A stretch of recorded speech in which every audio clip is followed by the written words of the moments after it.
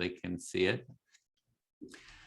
So welcome. I'd like to welcome you to this introduction orientation to the Empathy Circle Facilitation Training. I'm Edwin Rutsch. I'm the director of the Center for Building a Culture of Empathy, and I've been working for about 14 years on this topic of empathy. You know, how do we create a more empathic society? And I'm located here in the San Francisco Bay Area, and our organization, the Center for Building a Culture of Empathy, if you go to cultureofempathy.com, you can see the website there.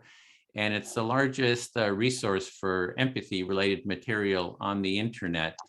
And we do all kinds of different projects. We have a large social media community. We have several websites with all kinds of material about empathy, hundreds of interviews with empathy experts, as well as we have some project called the Empathy Tent that we take out to public locations, and we offer listening to people and do conflict mediation, as well as have various training that we do. And that's what we're here for today, is to introduce the Empathy Circle practice and give a little bit of a background about the Empathy Circle Facilitation Training.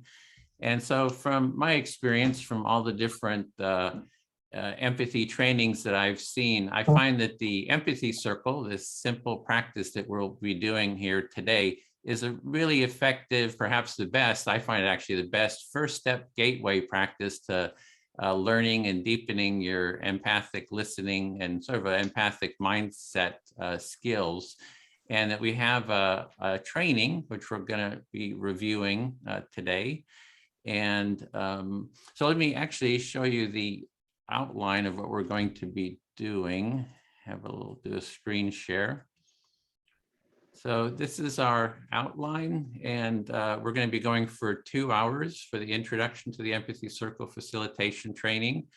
We starting with the welcome, which I'm doing at the moment. We're going to have participant introductions. When we have a larger group, we just have the facilitators introduce themselves, and then we'll have a note about we'll go review the training website, and then we'll have some questions and answers. And then we'll show a short video, 6-minute video on how to take part in an empathy circle. And then we'll actually do an empathy circle. I think we'll be doing a fishbowl to begin with. And then we'll hopefully break out into some smaller groups. So everyone has more chance to do the practice. And then we'll come back for a full group debrief, just to hear how everyone's experience is. So with that, and we could mute anyone who's speaking.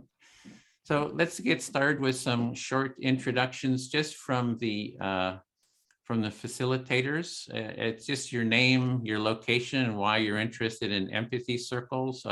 And I'll just model it. I'm Edwin Rutsch, director of the Center for Building a Culture of Empathy, located in the San Francisco Bay Area. And I find the empathy circles the most effective first step gateway practice, as I was mentioning, and I would like to teach everyone in the world how to do this practice, because I think it would lead to just better well-being for the planet.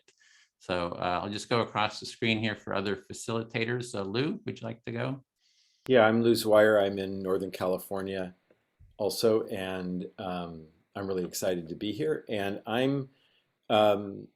I believe in the empathy circle practice because I think the world would be a better place if people responded to difference with curiosity than with fear or judgment.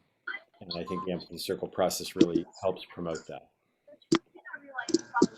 And Bill? Yeah, my name is Bill Filler. I'm also in the San Francisco Bay Area. I'm a retired special education teacher. And I've been working with Edwin online and also in street actions for about 4 years. And I just think that the Empathy Circle promotes the kind of dialogue and community feeling that I think that we really need in our world these days. Thank you. And when you mean street actions, that's the empathy tent, taking it to farmers market and political demonstrations and offering listening to the different sides. Just wanted to explain what Bill means by street actions. Celine? My name is Celine Aitken. I live in the United States on the West Coast in Oregon, and I have a background in education and mediation and peace activism. And I think that the empathy circles teach people many things, including that we can really fully listen to somebody, and it doesn't mean that we agree with them. And I think this is very valuable for all of us. And I'm happy to see you all here. Thank you. Thanks, Celine. Larry? Yeah, I'm Larry in Florida, and I love what Celine just said. For human beings to be empathic, to be able to hold two different points of view at the same time and still remain in a relationship. I love empathy circles. Thank you. And Raid? Tamzir from Hot, Arizona. I actually have a background in IT, but my interest in the empathy circle practice is mainly because I believe it's a good gateway to bring polar opposite people and opinions closer together in almost any setting. Okay, thanks. So next we want to review the Empathy Circle website. It'll be a bit of an introduction to the website, and Bill was going to lead that. You Sure. screen share. Oh, you want me to screen share? Okay. Okay. Let's see. Sorry about that. There we go. And here we go. Okay. So this is the, I'm getting a lot of feedback. Yeah, everybody could mute if you're not speaking, and perhaps you could close that window to the left there so that the screen is Oh, kind of right. full Okay. screen. Okay. You'll see it better. There you go. Yeah, get that. Okay. So this is what you would see, introduction to building, and then this is the link to it. And so what we're doing here, this is an introductory course, and then you can come here several times to our open cafes. And then if you're interested, you can then further on take our facilitator training. And this is what this is about. It's an open source training. And so therefore you can take it and adapt it to using it for your particular, whatever, like as Edwin said, it's a gateway practice. And so therefore you can incorporate into a training of your own or adapt it. There's no cost to take part in the training. Everything that we do here, all the people that you hear are volunteers. That doesn't mean if you happen to you like what we're doing and you want to contribute, then you can, you can contribute. And this is donate to support the work. You can see that there, and then that will take you to some place where you can do that.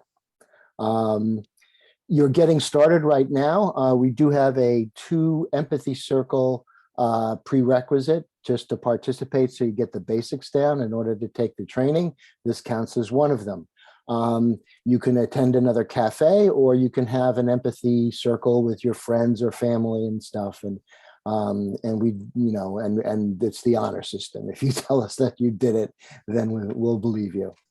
One of the very important things is the time commitment. The course is 5 sessions for 2.5 hours a week, and over 5. And it's very important. The training is designed so that we have a certain amount of people in what we call our cohort. And so it's really important that everybody be there. And so I really want to emphasize, again, people here are volunteering their time. And so if you sign up, please be, kind of check your calendar, double check your commitment stuff. Sometimes things come up, and we do understand that. But as best as possible, please be prepared to be there the whole time. And I'm going to take a little time on the training path. What we had to do in designing the training is that we had to give people sort of a quick and as thorough kind of an experience of an empathy circle and the sort of challenges you'll meet as a facilitator. We will be participating in an empathy circle today, but you'll realize very quickly when you're a facilitator, there's another level of complexity that you're dealing with.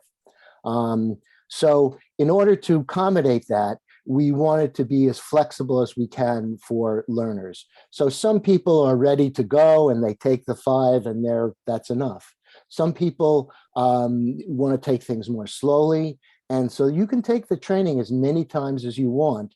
And so therefore, if you really like it and you want to become involved, you can become a trainee. So what you would do then, you'd go through the facilitation training, and then you'd come back and you'd join our training team, and then you would then practice presenting certain aspects of the training.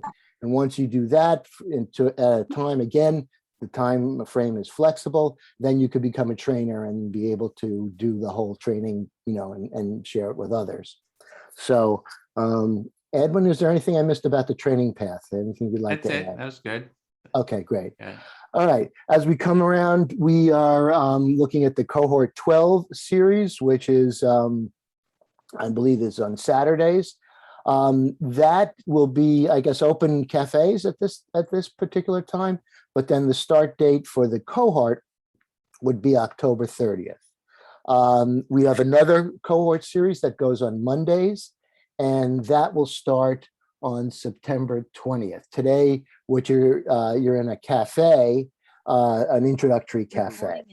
So these are 2 times. These are the links. And remember, when you go back up to the top here, you just get that. And I'm sure Edwin has already put that into the chat.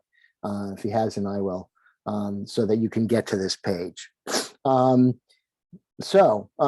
This is just some of the people, some of the former cohorts, and give you an overview of what we do. The first session is we talk about the empathy circle as being a part of a culture of empathy. In other words, as we listen to each other respectfully and things like that, that there are certain values that come out of that and that we try to share.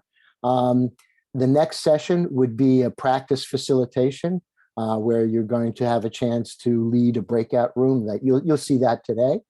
And then you'll see section 3 and 4 are practice facilitation with challenges. Again, we've designed the program so that if you don't want any challenges, you just want to do something, just lead a regular empathy circle, that's fine. You choose the pace by which you'll be challenged. And that's perfectly fine. We've had people, excellent facilitators, who didn't want any challenges the first go round and, waited to the second or third time they took the training to deal with challenges, and they're excellent. Again, in session 5 is debrief, and feedback about your experience. And also Edwin has worked tirelessly. And so there are all sorts of information about empathy, about the empathy tent, the empathy circle. Here are some of them. And then if you go down further, let's see, as Edwin said, so probably the largest clearinghouse of empathy information that you'll ever see. And Edwin's interviewed many authors, over 300. He has those videos. And so you want to know about empathy, you come to the right place. All right. Edwin or Lou, is there anything that I missed here? You could scroll up. If you scroll up, and then if you look at the on the left, it says cohort sign up. So if you, those are the different cohorts. And if you click down to, it's actually 13 is the next one. Right. And if you click on that, you'll see that's where you go to sign up, and there'll be some sign up forms and an application there that you can fill out if you scroll down there. Okay. So those are some past cohorts, and that's the next one is, right there for sign up. That's it. Yeah, and I would say that was a great overview, Bill. The only thing I'd add is that the training is very experiential. So there's not a lot of theory. There's a lot of practice and opportunities for feedback. So you really learn by doing. Excellent point. Okay. All right. Thanks, Bill. And then talking about learning by doing. So we want to now have using a fishbowl. We have a large group like this. Usually we divide into empathy circles so you get the practice. But we found that with a larger group like this, it's good to start off with about 20 minutes of a empathy circle fishbowl. So Celine is going to be leading that fishbowl. And do you want to go ahead, Celine, or do you want me to introduce it a little bit, or however you'd like to do it? You're muted. Sure, I'm happy to. We haven't gone over the roles. Oh, in the you're right. empathy circle. Yeah, thanks for, I'm totally off kilter here. Mm. Yeah, thanks for reminding me. So we've got a 6-minute video of how to actually do an empathy circle. Totally space that out. So let me do a screen share of that. And we have, this is just a short introduction for the basic steps of how to take part in empathy circle. There's some online videos. Hopefully you've seen those. There's a 9-minute one that goes into some of the benefits and of the practice, and then another one that's, let's see how, that's another 25-minute one that goes into depth. So this is sort of the minimal introduction of how to take part in an empathy circle. I'm Edwin Rutch, founding director of the Center for Building a Culture of Empathy. I'd like to welcome you to this short presentation on how to take part in a basic empathy circle. So next, let's look at the step-by-step how to take part. An empathy circle starts with 2 to 7 participants. Here on the screen, we have 4 participants, which I find is an ideal number. There are 4 basic roles, and the roles rotate among the participants as the empathy circle unfolds. 1, the speaker, is the first person to speak. 2 is active listener who actively listens to the speaker. There's the silent listeners, they quietly observe and witness. And the facilitator who organizes, schedules, and hosts the circle. They also do the timekeeping, and they have some experience with the process and help keep participants in the process. However, everyone has the responsibility to hold the process and the practice. So to begin with, the facilitator will start the empathy circle. They welcome the participants. They lead introductions if the participants don't know each other. The facilitator invites participants to give short introductions, for example, their name, where they're from, and something personal about themselves. The facilitator then reviews the empathy circle process to remind everyone how it works. They announce the discussion topic, if there is one. Even if there is a topic, you can always talk about what is alive for you. That is what is on your mind in the moment. And 5, they set the speaker time limits, perhaps 5 minutes, for example.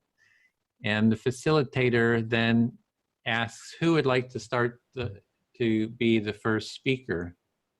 So at that point, the participant volunteers to be the first speaker. As speaker, you select who will be your active listener, and you can select anyone that you want. You speak about the topic given or whatever is alive for you. And so you'll speak a bit until you have maybe expressed an idea or two, and then you want to pause to give the active listener a chance to recap what they understand that you are saying and feeling. If you say too much, the listener may have difficulty in reflecting it. As the active listener, you are listening to the speaker to get an understanding of what they are saying and what is important to them. You are giving them your full attention as a supportive companion on their inner journey and exploration. When the speaker pauses, you recap your understanding of what they said and how they feel by reflecting the essence of that in your own words. You can summarize, paraphrase, or even say the speaker's words back to them. Even though you may have a strong impulse to respond with your own ideas, judgments, analysis, advice, and sympathy, or even questions, resist the impulse to do so, because these common responses block the speaker from moving along their internal journey. You'll be able to say whatever you want when it is your turn to be the speaker. If you don't reflect the understanding to the speaker's satisfaction, they can always say it again. Then as speaker, you check, do you feel understood to your satisfaction?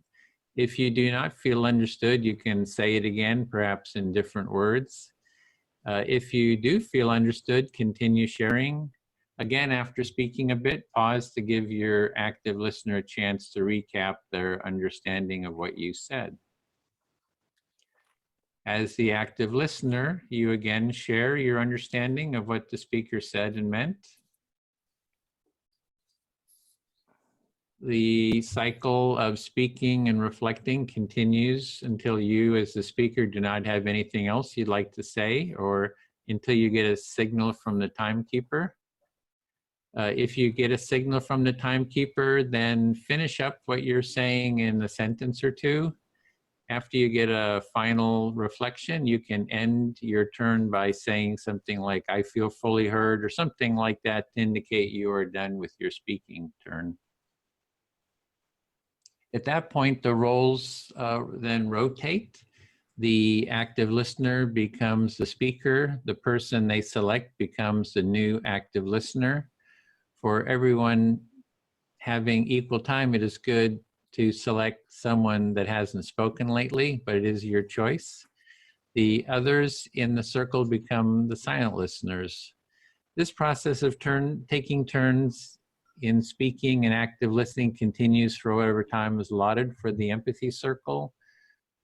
And this was just a very short introduction. The best way to learn the practice is taking part and doing it. There is more in-depth material on taking part in an empathy circle and facilitating one at empathycircle.com. Thank you for listening. Okay, so that was the basic instructions for how to take part in empathy circles. So now we just want to open it. I jumped past that part too, but any questions for Bill about the training or about the how-to here? So if you have a question, just raise your hand. There's a little bit down at the bottom under reactions. You can raise your hand like that. And just if you have any questions, and Bill can address those. Sure, I'd be happy to. Okay. Edwin, you have a question. No, I have a question. Why is the empathy circle the best process out there for learning empathy skills? Yeah.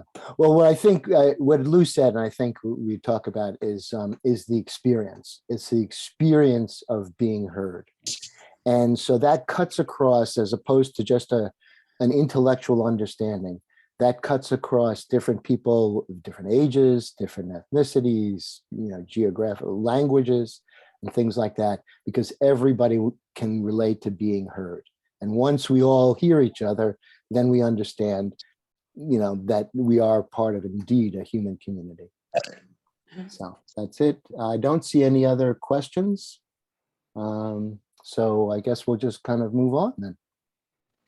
Okay, give it a second. There's someone. There, Diane. Give him a chance. All right, I'll give him a chance. All right. Diane and then Hi. Yogi. Yes. Hi, Bill. Hi. So my question is around the reflective listening part.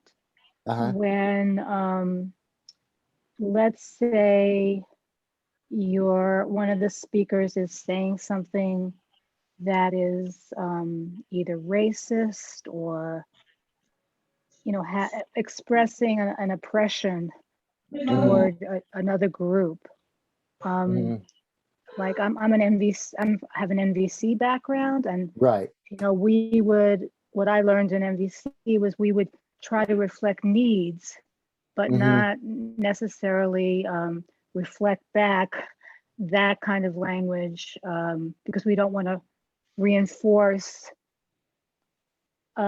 a set of beliefs that may be opinions rather than coming from, what the person is, what the underlying need is for the person choosing that opinion. So I'm just curious how you would deal with that. The circle, first of all, your NVC experience, they're very good skills to have in the empathic listening circle, because you learn to summarize and do things, and you also get practice in not just reacting to something that's triggering.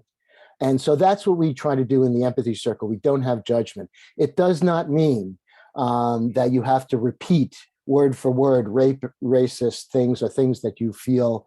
You could say that, again, you could address the feelings underneath. You always have a choice. Nobody is forced to do anything in an empathy circle. Generally, there are some people who, come with a lot of baggage, a lot of anger and things like that. And what we do first is we try to empathize, listen to them as they want to be heard, but not necessarily, again, repeating racist tropes or something like that. And what we call this is that the empathy circle, and this is my own opinion, works best when people feel safe, but it's a brave space. We can't really say to you, okay, we're going to be able to control what everyone says. So I think, as you'll see, and the empathy circle tends to kind of push people towards more accommodation and listening. And the focus is on listening even more than speaking. So that's a partial answer, I think, to what you said, but it's a good, yeah, sure, absolutely. Do that, Bill? I would also say we emphasize pretty strongly, and Edwin said this, or I think Celine actually said this, that, reflecting is not agreeing. Right. And so we're not, even if someone says something racist and you reflect it back, you're not agreeing with it. You're just saying, you're saying, you're telling the person, I've received what you're saying. You're not agreeing with it. And the interesting thing is that even when someone says something pretty offensive, if you reflect it back and that practice is held in the circle, it actually starts to shift things very often. And so, but I would say, as an empathy circle facilitator, if someone in the circle it was their job to reflect, they were chosen as a reflector, if they were having trouble reflecting back what someone was saying because they were very triggered by it, I would, as a facilitator, I would take over the reflection and I would start doing it. Yeah. Great. All right. Yogi. We can't hear you. You're muted, Yogi. There we Now go. you can listen to me? Yes. Yes. So first of all, thank you very much.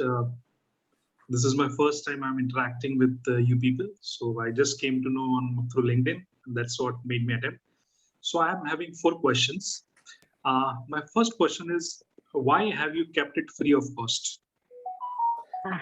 Well, we've kept it free of cost so that as many people that we wanted to lower the barriers, and correct me if I'm wrong, Evan, but we want to lower the barriers so that everybody can learn this practice. As Edwin said, we've trained about 300 people over the past year, and we have about 6.999 billion to go.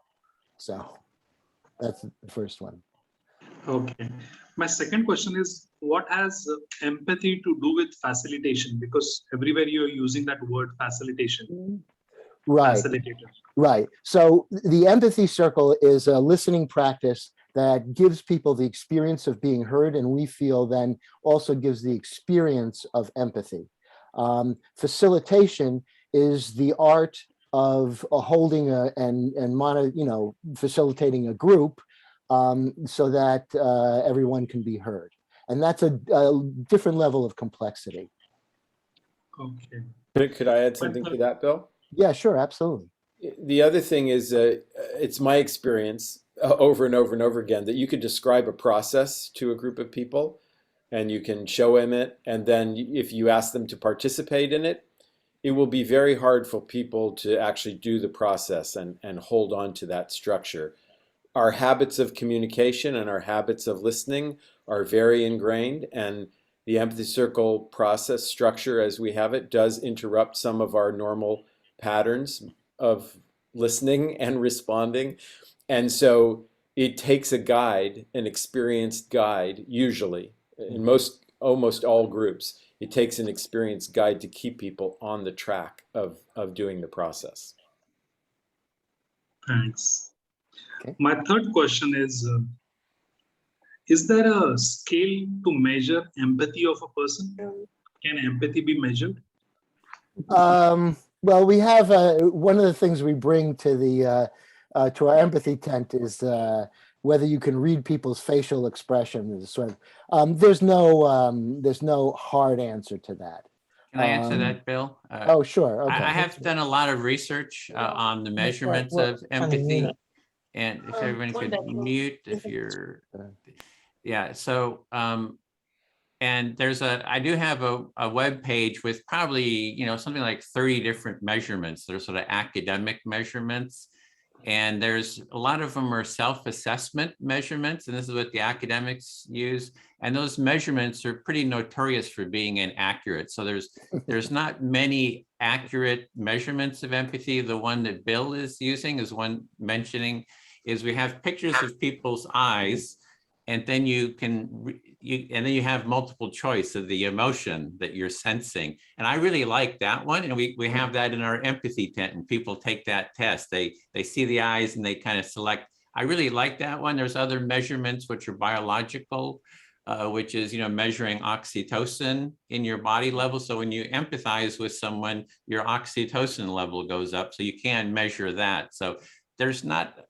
And then there's also questions of what specifically are we meaning by empathy? There's different definitions of it. So it gets a bit very confusing in terms of the measurements of it, but there is a web, you can email me and I can send you that link. It's all the academic, at least 30 different measurements. So, yeah, I'll just end with that then. I don't want to take too much time. We don't want to go too long into the questions. We actually want to do it. So would you mind, Yogi, if we take the next question so we can just quickly move through this and then we can at the very end continue, because we want to actually demonstrate how to do this. So okay. So I'll ask my question later. We'll be having at the end too, or you can actually post it in the chat too. Yeah, so post it in the chat and then we'll see what you get. Loretta. I wanted to double check in that overview that I'm catching those are guidelines, and then often I've experienced in reflective listening, just asking a question if it matches, if my reflection matches, which ends up being a question. And I saw that it was only statement, but I'm guessing there's just fluidity. These are guidelines. Right, exactly. Does that match? Well, yeah. So the only question that really the active listener should be asking is, did I get that right? Or did I miss something? And, in order to try to reflect as accurately as possible the speaker's words. Okay, thank you for that clarity. Sure. Thanks. So what we want to do next is actually demonstrate, because the best way, this is a very experiential, so we don't go a lot into the didactic information, because there's a lot out there on empathy. You can check the empathycircle.com and the cultureofempathy.com website for just tons of material about empathy. So Celine is going to lead us in facilitating a little breakout, a fishbowl empathy circle. So whoever feels like they would like to take part, you can raise your hand, and if you want to explain that, Celine, or. And you're muted, Celine. Thank you. So good. Thank you. Priscilla has raised her hand. And how about a few more people? Sarah and Loretta. This is a good start. Thank you very much. We can go ahead here. Can you raise your hand too, Celine? So are you able to do that? So it'll move you to the top. So there you go. Yeah, I can. It's a big victory for me. Thank you. And remind me how many minute turns we're going to do. We'll be doing, 3-minute turns. Yeah. And we'll be doing about 20 minutes. And then just so you can see how it works, and then we'll be going into our breakout circles. So you actually be in a smaller group so you can everyone has a chance to take part. Okay. So this process is highly structured way of talking to each other, and for me, it's what create safety. And so you'll discover how this works. And so you saw the different roles. I will be the first listener, and I will ask one of you to speak, and I'll time it. So after 3 minutes, I've got a funky little sign here that I put up, and that lets you know that you can finish your sentence, finish your thoughts, and then we'll stop, and the next person will have a turn. And I You put the have a question in the chat too. Why are you interested in empathy circles, and the training, or whatever's alive for you? turn. Okay. So who would like to be the first speaker? Okay, great. Thanks, Loretta. So you can go ahead and start, and you saw what the topic is, or whatever is alive for you, and I will listen to you. And I request that you speak in kind of short chunks, 1 or 2 ideas at a time, and pause so that I can reflect back. Thank you. Got it. All right, let's go. Okay, so partly to answer the question, I've been thinking about where I live and if there's a way that I could facilitate more empathy in my community, even though we're restricted because we're in a 4th wave of COVID. So I could pause there and have that reflected back. Sure. So I'm hearing you're answering the question about why are you here in the empathy circles? And you've been wondering how you can facilitate more empathy in your community, given the circumstances, you're in a 4th wave of COVID and so on. Yeah, more circles. I already am doing that online and have been curious about possible live practices and what support I might need. Mm-hmm. So you're already doing circles online, and you would like to do them live. So you're thinking about, how that would work, what kind of support you would need to do that. Yeah, I'm considering what would be needed live. Mm-hmm. Yeah, you're considering the difference, the shift from online to live. How could that work? Under these conditions, yeah. And so where I live, we have very much an awareness of First Nations. And how this question came to be is that the 4th variant is called Delta, and that the origins of that word is tent door. And I thought to myself, we have teepees here from First Nations culture that are very important. And is there perhaps an actual physical tent door, empathy tent door, that could happen or not, given our COVID restrictions? So one of the things that you're very aware of in your community is First Nations. And the 4th variant is called Delta, which translates into tent door. And the First Nations near where you live have lived in teepees. So you're making a connection there and wondering how that can become more alive for you. And this is your time is up. Thank you. Thank you, Loretta. Do you feel heard? Yeah, I'm complete for this part. Thank you. Thank you. So now, Loretta, so now I will be the speaker. Sorry, Loretta. And I will ask somebody to be my listener. And I wonder, Priscilla, if you would be willing to be my listener. Sure. Okay. And if you can put your video on, that would be wonderful. And if not, that's okay. You can hear me. Okay. And I'm going to go ahead and start.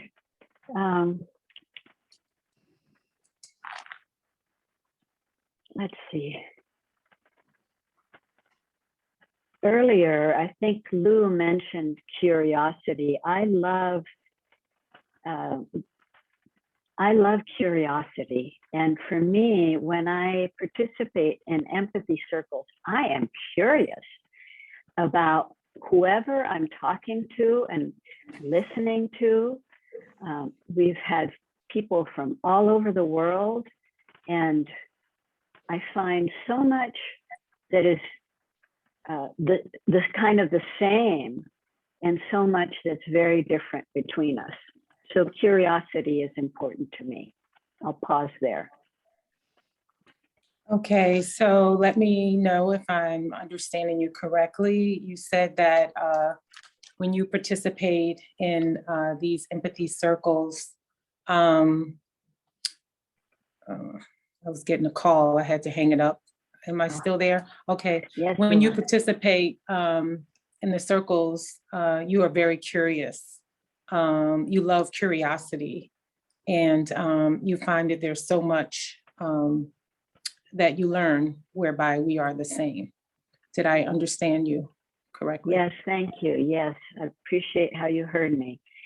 Yeah, for me, it's a great joy in these because of my curiosity to listen to what does somebody who is in Saudi Arabia, what is going on for them? Or what is going on for people in different parts of India or in South America? So, and our humanity, what we have in common as humans comes out, and it's a wonderful, exciting experience for me. I'll pause there. Okay. You find the empathy circles really a joy because of the curiosity aspect. You learn what's going on in different parts of the world. And you find that our humanity, with our humanity, there's a lot that we have in common. Yes. Thank you, Priscilla. I feel fully heard. And so now it's your turn to choose a listener so that you can speak. Okay, I'm not sure who the listeners are. So the people with their hands up, can you see the hands? She has a cell phone, so you can't see. So I could cell just phone. mention it. Sarah, If- Loretta. Loretta, I'll go with Loretta. I'm just guessing. Loretta? Okay, Okay. thank you. Sure. Okay, so I'll go with what's coming up for me. What's coming up for me as I listen in this practice of the empathy circle is that how much it's going to require me to hold judgment and just listen to what I'm hearing. Because it even, I feel as though I want to ask questions, not so much for clarity of what I'm hearing, but I want to ask questions to delve deeper into why the person feels that way. And so for me, the challenge is going to be to keep it more about just reflecting what I'm hearing.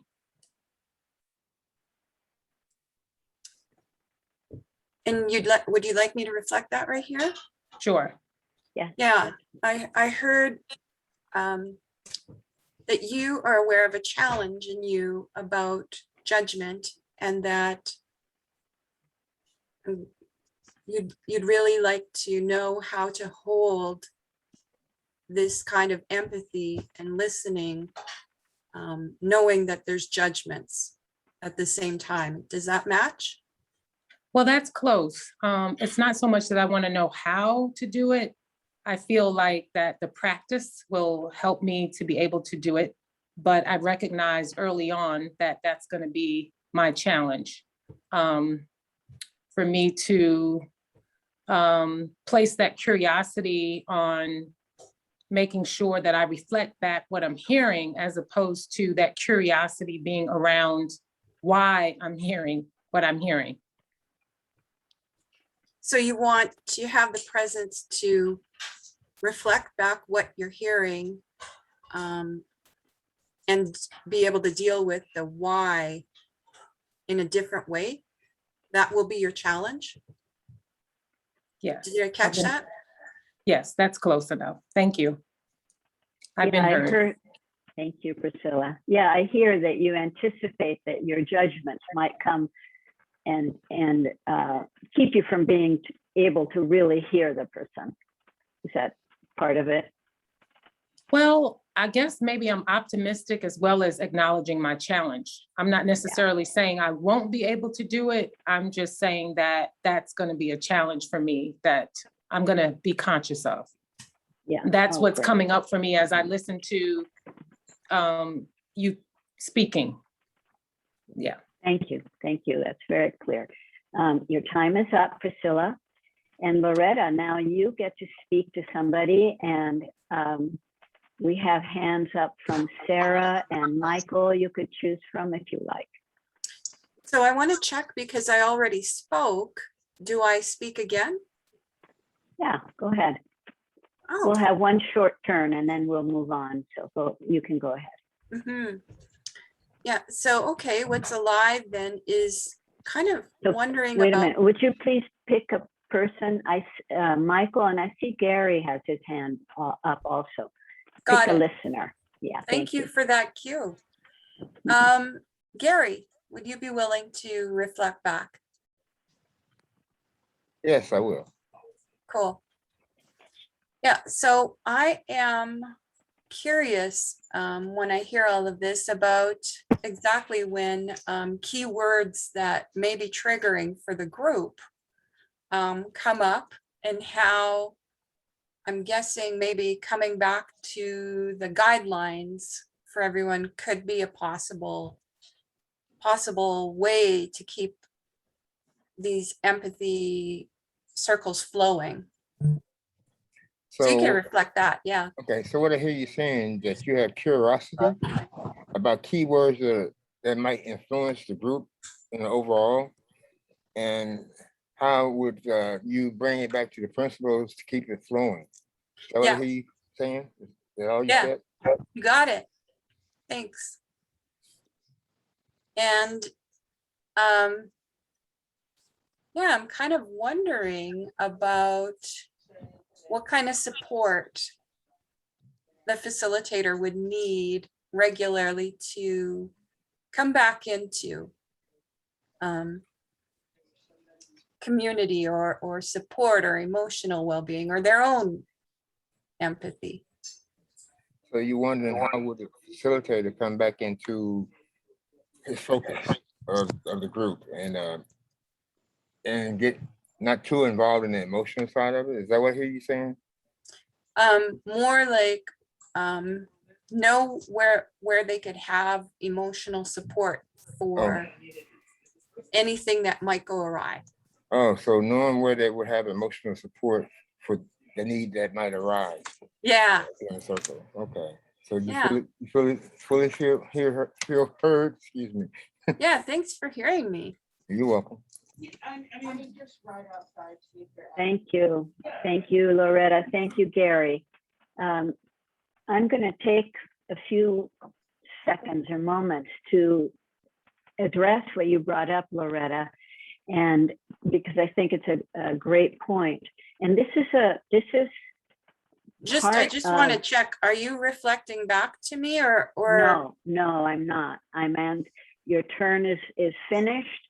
And what I am speaking of is your question about support for facilitators. And I just want to check, is that what we're doing in this circle right now? Yeah, because see, that's what I was saying would be my challenge, is what she's about to do, some of that kind of thing. Loretta, I wanted to address your comment about support for facilitators outside of this. Just a minute, Celine, can I just interrupt? Can we just have Gary speak, and then we can do that at the end, the actually answering the questions, just to stay within the process. Would that work? Yeah, I Gary's thought we turn. had ended this. Yeah, sure. Oh, yeah, we'll do one more and then we'll go into the breakout rooms. So Oh, we okay. just have All right. Gary speak. Just Yes. so you want to select someone, Gary? And Yes, then, Lane. oh, Sunshine just raised her hand too. Well, I'll take Sunshine. Sunshine, are you willing to listen? Yes, I'd be honored. Thank you. My main purpose for being involved in the Empathy Circle is because I want to raise my awareness of empathy, and I truly believe that being more empathetic towards different reasons and causes would make my life a lot better and a lot more functional. So may I reflect back to you what you said, Gary? Yes, you can. So what I heard you say is that the reason you're interested in these empathy circles is to raise your own awareness of empathy, and that as that happens for you, that it improves your life and that it increases the quality of your life. Is that what I heard? Yes, that's what I said. And being that I know that way back in the day, when the world first started out as mankind or humanity started out, the world was built on empathy. Somehow, some way, we gotten so far from being empathetic with one another, it's our way attacking. And I think this might help that attack mode that society's in. So Gary, I'm having a little trouble hearing the last part that you said. There's some background noise. I did hear you say that back in the day, in the early days of humanity, that things were different and that the world was empathetic. But then there was a lot of background noise. So unfortunately, I was unable to truly hear you. Oh, what I was saying is that the world is and society is more like in an attack mode. There's so many angry people out there that you don't even, I mean, you can't feel the empathy because you say good morning and you get attacked for saying good morning. You know what I mean? So it's a big problem. So what I'm hearing you saying, beloved, is that that you see the world not being empathetic, that folks are angry, and that at times even just saying good morning, that folks are attacked, even in that sense of just saying good morning to one another. Is that what I'm hearing? Yes, I feel fully heard. Thank you, Gary. Thank you. Okay, so now we can go into our breakout rooms. We want to have, we're gonna go into breakout rooms of about 6 participants. We have our facilitators. If you see ECF after the name, you'll see those are the facilitators. And we'll go for about 45, 50, 55 minutes in the circle, and you'll be doing this practice together with others. And then we'll come back into the full group again to debrief how your experience was. So are you okay? We're okay with that? Lou, you weren't sure if you could facilitate. Are you okay? Yeah, I'm okay. Okay, great. And when we're coming back at 11:55? Yeah, 11, it'll be 20 till the hour, about 20 till. So that's about, oh, that's actually a little bit less than, it's about 45 minutes will be in, and I'll send out an announcement and then bring everyone back. So here we go into our rooms, and we'll be doing the same thing, and the facilitator will be the first listener in the rooms. So here we go.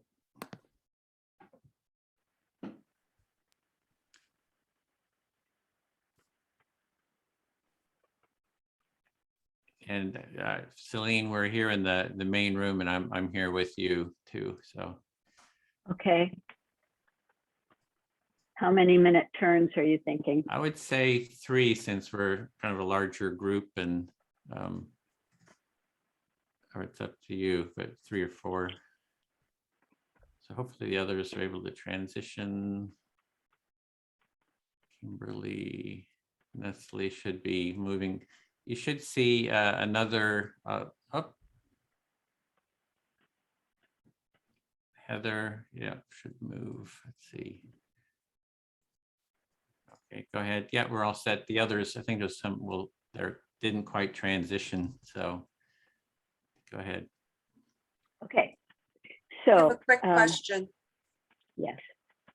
I haven't eaten and my son cooked food and I can smell it. And I wonder if I could eat while this is happening for a moment, like maximum 5 minutes, and just take myself out of the screen for a moment. Does that function with this, or would you prefer something different? Are you saying that you'll still be in the circle? You'll just be with the screen off? You'll still Correct. be part of, okay. I'm okay with you doing that. So, yeah. Is anyone else opposed, or do we just? Yeah. Okay, thank you. Thank you. Thank you for checking, Loretta.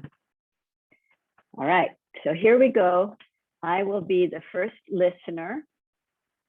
And who would like to be the first speaker? You have your hand up, Sarah, so you might be ready. Do you want to go? Yes, I can go. All right. I'm interested about empathy because I deal with young adults in a very aggressive environment that is academia. And there is this constant need to facilitate, how can I say, the way that these young adults deal with certain teachers and with certain colleagues because of the environment that is around them and because of their backgrounds. Okay. So you're interested in more skills for dealing with your situation. You work with young adults and in a situation, in an environment where they are very aggressive, or the environment is aggressive. I'm not sure I got that right. And so you need to address how this impacts teachers and colleagues and what to do with this issue. I think that you have, thank you. You have listened. You can go on if you want. It is an aggressive environment. So And the environment is aggressive. Yeah. There are certain young people that even leave school because of the environment. The environment is so stressful that they, how can I say this in English? Abdicar. They stop studying the course that they want to do in their lives because they cannot support. They cannot stand the environment that is around them, the way that people speak, the way that people address each other, the way that people evaluate the other ones. Yeah. So you know young people who are giving up studying what they've wanted so much to learn and study because the environment is so stressful, so aggressive, and because of the way that people treat each other, where they are maybe labeling, calling each other names and things like of that nature. Yes, and even without talking. Even without talking, this kind of tension, maybe almost tension in the environment is affecting people and causing students to drop out. Exactly. Did I get that? Okay. And I would like to facilitate a better environment. You would like to facilitate and create a better environment. So your time is up now. Thank you very much, Sarah.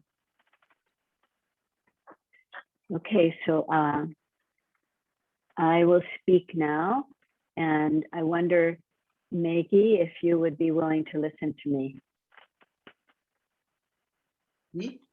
Happy to. Maggie, I asked Maggie down here. Yes, thank you. So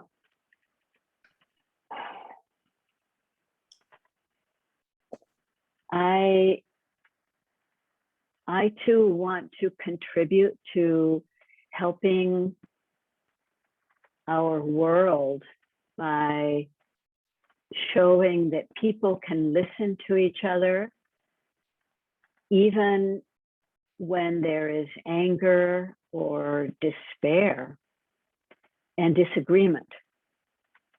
I'll pause there.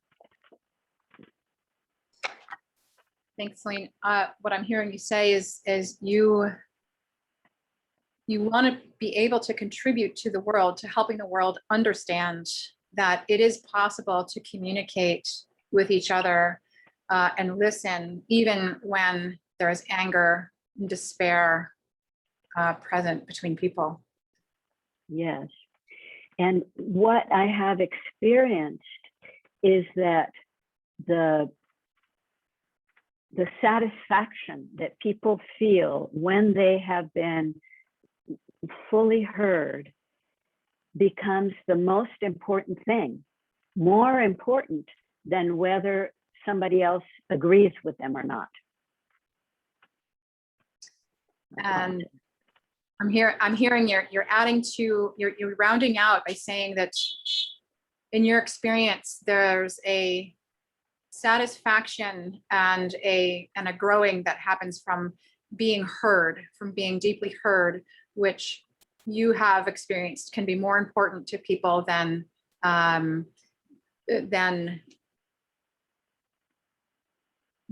anything else. I sort of missed that last part. But, yeah, but yeah, thank you. Very important to people. Yes, and I have had a circle where I had one person QAnon, very, radical, and another person very extreme in the other position. But they were so happy to be heard that no conflict ever came up within the circle. Mm-hmm. It was a place where both positions, both opinions could coexist. Mm-hmm. And so in your experience facilitating circles, you have had people with very opposing views in the context of being fully heard by one another, actually eliminated the presence of conflict in this group because the people were so comforted by being heard by one another, and that was most important to them. Yes, thank you. I feel fully heard, Maggie. Appreciate it. So now you pick a listener and you get to have a chance to speak. Thank you. And I see on my side, I see 3 screens and I'm not sure if there are people behind them. So I do see that. Edwin, are you participating as? I am. Mm-hmm. Yeah, Okay. I can be a listener. Mm-hmm. Would you be a listener for me? Yes, listening. I am recently deciding to devote myself to some really deep, a really deep commitment to things like empathy circle facilitations, because I am deepening my commitment in my community to raise awareness around the seriousness of our situation as it comes to climate, and also the possibility of violence between people in our current pandemic situation. So I'm hearing a commitment to find processes to address the climate issues, as well as maybe the polarization and violence in the country, maybe the world, and really dedicating yourself to committing to addressing these issues. Yep, it's a recent commitment to, or it's a recent decision to commit much more deeply, and I will hope that doing facilitation will help me feel supported in my process, because it's such a big and a very comprehensive process to be involved in some of these organizations that I'm looking at. So you see, it's a big and complicated commitment to work with these organizations. You're looking for, it sounds like, practices to support you in that. You see maybe empathy circles, or empathy is one process, one way. Definitely. Practices, and also, how might I bring this this practice into things like transitional governance and just ways of building from the bottom up with people. I think empathy is incredibly important tool right now. So you're looking at governance, transitional governance, and that empathy, you're just saying that empathy is really important for that sort of democratic governance or practice. Yeah. And I feel heard for now. Great. See, Kimberly, are you hearing us? Just checking if you're. I am here. Great. You're a listener then. Yeah, I had thought of creating some circles called democracy circles, because I think that empathy is core to democracy, and it's really not, the point is really not made, within the culture. Usually people think, oh, you got to do civics lessons and that's democracy, in school. But I really think that what we're doing here, mutual listening, is what's core to democracy. What I'm hearing is that you're interested in looking at democracy circles, because democracy, where everybody has a say or involvement, that is something very aligned with civics training, if I'm hearing you right, and you think this is a good way to go, that empathy circles would kind of achieve the same thing. It's a little different in that when I went to high school, way back when, we had civics, right? The forms of governments and all that kind of stuff. But what was needed was empathy training, because you can learn all the civics you want, but if people can't talk to each other and listen to each other and empathize with each other, the democracy is not going to work. So what I'm sort of saying is empathy is more important than, sort of the civics per se, at least the civics that I learned. Right. So back in the day, and it's true, civics training was what we learned about the different levels of government. And you're expressing that empathy is probably more valuable than the civics training, because really listening and hearing each other is actually a better part of democracy, like actually better than civics training. Yeah, and there's, with situations like in Hong Kong and Belarus and these sort of authoritarian governments, I would love to see demonstrations that were like empathy circle demonstrations. If people go out in the street and hold empathy circles to dialogue with each other and sort of model empathic listening, because I think that the empathy is the counter to authoritarianism. So. But it's not really seen. People think, oh, I have to go fight the power. I think it's actually empathizing with the powers and bringing them into a dialogue is the constructive way forward. Okay. So what I've heard is that in places that are more authoritarian, like Belarus, as an example, is that instead of people fighting the power, if they demonstrated listening through empathy circles, that almost might be a good example and a great way to get the message out and be heard. And you just think that's a good way to go for them. Yeah, exactly. That's my time. I feel fully heard. Thank you. Thank you.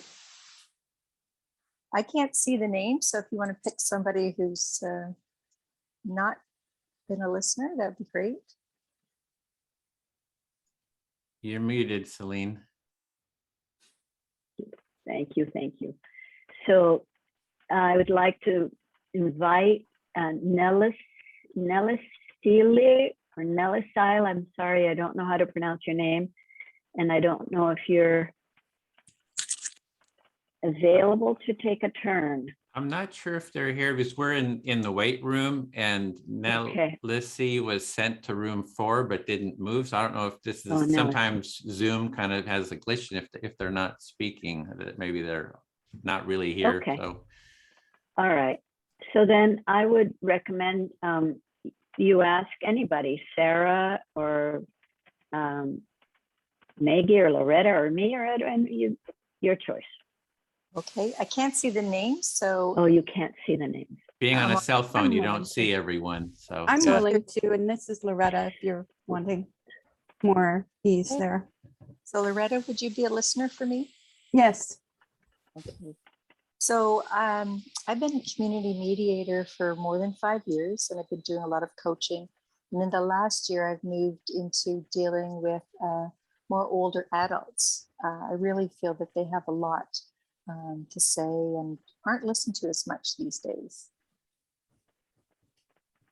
So what I'm catching is that you've got a background in facilitating, and you have a curiosity now, interest to go toward supporting older adults. Did I catch that? Yes, that's it. I feel that as they age, and depending on their situation, you know, and we struggle with great isolation of our seniors, is that they really want to be heard. And so I think the opportunity to be part of empathy circles and then maybe facilitate empathy circles, that would give them that opportunity. Mm-hmm. So I caught that factoring in both age and isolation. You could see really the value of facilitating these empathy circles with them, for them. Did I catch that? Yes, it was first for myself because I need to learn or develop this craft myself, and then hopefully facilitate some empathy circles and bring them in and allow them that opportunity. Got it. So you're aware that you want to develop this first to take it into that kind of place or that kind of situation with elderly people. Yes, that's exactly it.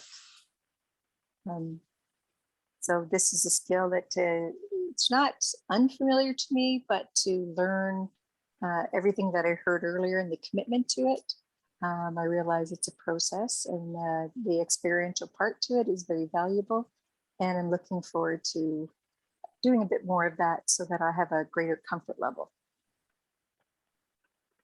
Yeah, so there's, I'm guessing, like a kind of inspired outlook about learning and then applying, and then what the future has for you in terms of facilitating this empathy. Yes. Is there more? No, I think you've covered it very well. Thank you. Should I keep going? I'm still listening. Your time is almost up. Okay, I'll cut it there. Thank you. Do you feel heard, Kimberly? I do. Okay, great. Thank you. So Loretta, you have a turn now. You pick a listener. Let's see. Well, how about, am I pronouncing it Maggie? Okay, great. Sure, Maggie. Let's see.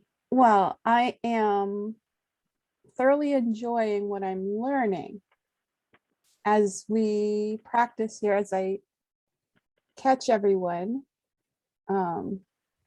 checking in and doing this practice. I'm realizing, oh, I know why I haven't been holding empathy circles live publicly. So I'll pause there just to hear that back. Sure. What I'm hearing, Loretta, is you're loving the experience of just taking everyone in and realizing you're having some insight as to why you're not already holding empathy circles. And did I catch that okay? Yeah, the differences between online and live locally. Mm-hmm. So you're seeing the differences between your online facilitations and having live facilitations. Yes, you got it. Thanks. And it's such an interesting, almost like want to say cognitive dissonance to, I've had a string of, I want to say 5 family deaths since just before COVID started. And the challenge that's been to want to offer what I see as the key heart to underlie everything underlying in all of what we're in, and my capacity being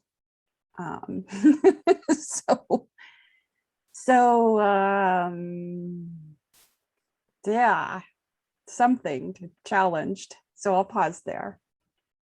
Okay. Well, I'm sorry to hear that you have had a number of family deaths in the time period since before COVID started, and you are experiencing some cognitive dissonance, which I may be interpreting. I want to see if I'm clear on this. That this cognitive dissonance is between the struggle with your emotions and what you want to bring into the facilitations that you're holding. Did I catch that correctly? Well, thanks for what you did catch, because it's helping me be clearer in that. Yeah, I see such a direct connection. I see, of course, you're not setting up a tent outside your house to have empathy. You're still mourning, you're grieving yourself. So any reflection, and I saw the time card. Thanks, Celine. I'm hearing that you're having some clarity on your own emotional process in your own grieving, and as you are being with that grieving and moving into these decisions to hold these emotional spaces for others. Thank you. Thank you very much. Okay. I think I'm speaking right. Yes. Sarah, would you be my listener? Okay. Thank you. Yes.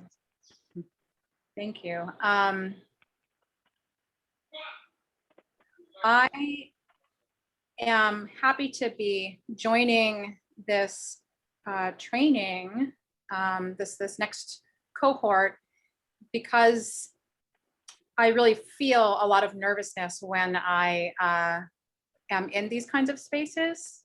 And that can, I notice that's a thing for me, and that can affect or alter my ability to really be present with others. And so I'm looking forward to having the practice. So what I heard is that you are interested in empathy circles to facilitate a way to yourself to deal with the stress of being in an empathy circle. Is that right? That's a nice way of saying it. Thank you. And I agree that empathy is perhaps the most valuable skill that we can be learning right now. And I will be interested to learn more about how to hold space, empathetic space, when there is conflict. So if I'm listened well, you are looking for empathetic space, and I lost myself. It's okay. I can repeat if you want. I think empathy is extremely valuable for us to be practicing now as people. And I'll be interested to learn how to hold empathetic space when conflict or challenge arises. Okay. So empathy for you is a very important, one of the most important things in human relations. and you are seeking ways of holding this empathetic space even in an aggressive environment. Yes, and so thank you. Thank you. So thank you, Maggie. Sarah, your turn to be the speaker. You Me? pick a, yes, because you were the listener before. So you get a chance to speak. You ask somebody to be your listener now. Okay, can be Edwin. And me, yeah, listening. Okay. All my life, I've been trying to develop empathy, to try to understand the other, because I really, I was educated in a bubble, and I had difficulty in understanding the other persons. And so because of that, I was listening very carefully and measuring what I was feeling also, because words come with tones, and tones have more meanings than words sometimes. And this was very confusing for me, that grow up almost isolated from a society, and then boom, there I was, and I would not understand the other one, and people. Okay, can I reflect that? Can I reflect? So I hear that you grew up in a bubble, and you've been wanting to, and it's kind of you found it difficult to understand people, the nuances, the body tone, and all the subtle nuances, the emotions that are behind that. So learning empathy is important to you, because you grew up in that bubble, and you feel you didn't learn those empathy skills. I had, how can I say, yes, you are right. I had to develop this empathy skills along the time, to be in harmony with the environment. Can you understand me? Yeah, you developed empathy skills so you could be in harmony with your environment. Yes. And the most difficult thing for me is dealing with persons that can only see themselves. Yeah, so it's very difficult to deal with people who can only see themselves, who sound like who don't have empathy, understanding for others, and that's difficult for you to be in that environment. And I think that the biggest challenge is creating empathy with that kind of beings. Yeah, so that's like the biggest challenge you feel is with people who are just thinking of themselves and not thinking of others.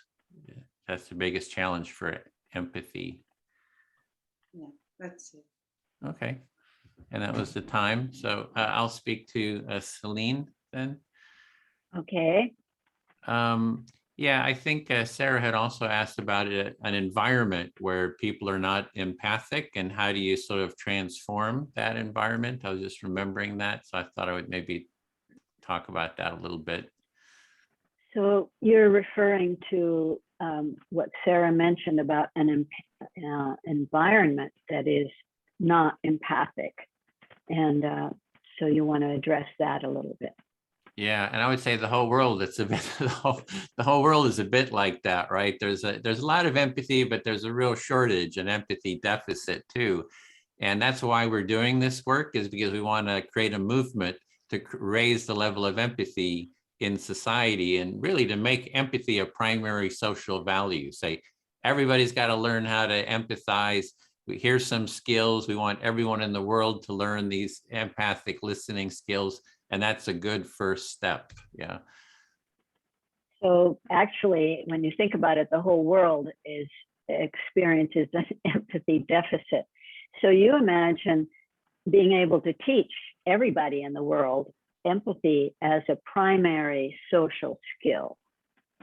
Yeah, and that, there's a lot of different strategies. There's sort of the grassroots like we're doing here, but there's also the getting politicians, get Joe Biden and, the Republicans into an empathy circle, get the Taliban and some women or gays or whoever in Afghanistan to have empathy circles. So if you're in a school environment, that the principal, the people in charge, the teachers are modeling empathy circles, and you bring it through the whole system. So it's really, how do we create a movement? And this is what we're doing to bring those values into, into the whole world, basically. So you think about how to create a movement that's bigger than just this grassroots that we're doing here, kind of, so that world leaders and government leaders and in schools and everywhere, people learn empathy skills and how to listen to each other. And what we're doing right here is just I think it's the most effective first step, practice. It's something anyone can do, quickly learn. And it's like this first step that you get a lot of benefits from this first step. If you can bring it into your school and have all the students and staff doing empathy circles with each other, I think it would help transform the whole environment. And you see what we're doing here as the most effective way with what we have to spread the practice of empathy, and that it would be good so people can go back to their school or their place of work or their place of worship and share empathy circles and spread it that way. And it's about, I'll just end with it's about mutual listening. If we can get people to listen to each other and value that, that's kind of like the core. Yeah. It's about mutual listening. And if you can just get people to be willing to listen to each other, that's a big step forward. Feel deeply heard. Thank you, Celine. Thank you. So it's my turn to be the speaker. And I'm going to ask Sarah if you would please listen to me. Okay. 5 minutes. Oh, okay. Edwin, do you think it's good to just continue or to stop and ask questions about the training? I would continue because we'll Okay. do a training about the training. I was thinking at the very end. So of the Okay. break, yeah. All right. So what am I going to say? So I will share, and maybe I'll say this again later, but about the community aspect of this. I am interested in building community within the Empathy Circle community. And I'll pause there, ask you to reflect, make sure I made sense. It's for me. Can you say back what I said? Yes. You are interested in, no, I cannot. Okay, that's okay. So I am working on community building for facilitators of empathy circles. So you are working in empathy building in community circles.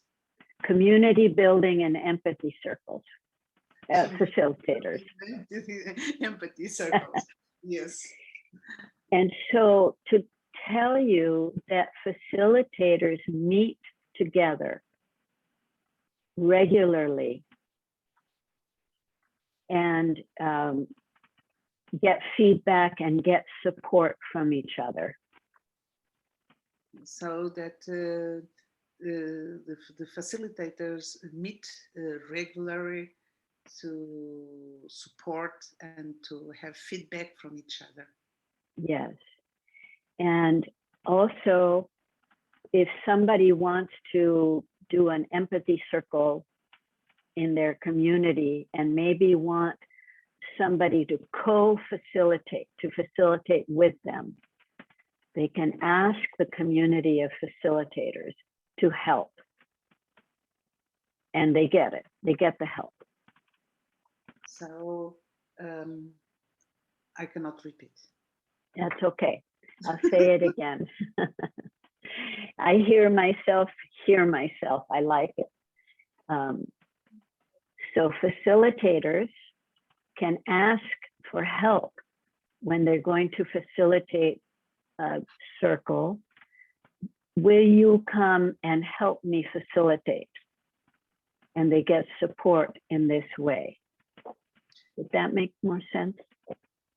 Yes, it makes perfectly sense. So what you are saying is that facilitators, but I cannot, how can I say?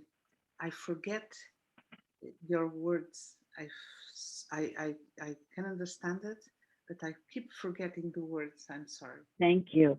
I understand. So my time is up, and I want to tell you that I take notes.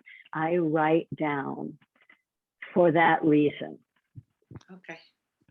It takes, I don't have to do it so much anymore, but at first I thought I had to write everything down because it's a skill to develop. So you are not alone in this. Thank you. Okay, you're very welcome. Thank you all. So where are we, Edwin? We're going to close the room here. I'm hitting the close room, and I see Maggie has a question. Yeah. Celine, is it possible for you to hold up your notes to show us what you were explaining to Sarah? Yes, good idea. Can you see this? So what you're saying is when you were listening, you were taking notes. Yes. I try to hide it, but I can't very well. It's better to take the notes than just not remember. So you were taking notes so that you would remember what the other person was saying. Yes, yes. Good idea. Right. Thank you for asking. Everyone will be coming back in about 20 seconds. Actually, I probably could have given it 20. Yeah, anyway, closed a little bit earlier than usual. Yeah. So I know you must be, are you McGee? There's an accent on the I. It's Maggie. Maggie. Okay. All right. Great. Thank you. And this is Loretta. I regret my camera battery has become low, so I'm needing to not have my video on now. Okay. Sure, no problem. Thank you. So I think everyone is, yeah, let's give it a second for everyone to come back. And if you can mute too. So let's see. So what we want to do is take 30 seconds. Let me put it into the chat. 30 seconds. Why is it important? No, that's the wrong question. It's like, sorry, wrong question. So the question is, take 30 seconds to share any learnings, insights, and Raid will be calling on people. And I also wanted to post into the chat to fill out this training orientation feedback form after this call. So just want to post that now so you have a chance to open that. So Raid, do you want to call on people and further on that question? Yeah, sure. Let's start with Jean-Claude and after that, Sally. As you said, my name is Jean-Claude, and in terms of experience, it's been great. I didn't get to say how disruptive I have been all my life, disrupting people, not really listening to them. And I feel bad inside of me. And at the same time, I feel happy because I know where I am now and I know where I'm heading to. Thank you. Sally, and then Angelia Mishra. I hope I didn't massacre the name. I apologize. Sally. Yeah, I had a wonderful group of honest, sincere people. I noticed the comment of concern over accuracy in reflection. And so I just it's really hard to focus when you just get to know someone and do a good reflection. And also when you're in the beginning to understand the full reason for the reflection is not for you, but for the speaker to hear themselves. And that's all. Thank you, Sari. Angela and then Ashley, and please correct me if I mispronounce your name. Yeah, so it's Anjali. Anjali.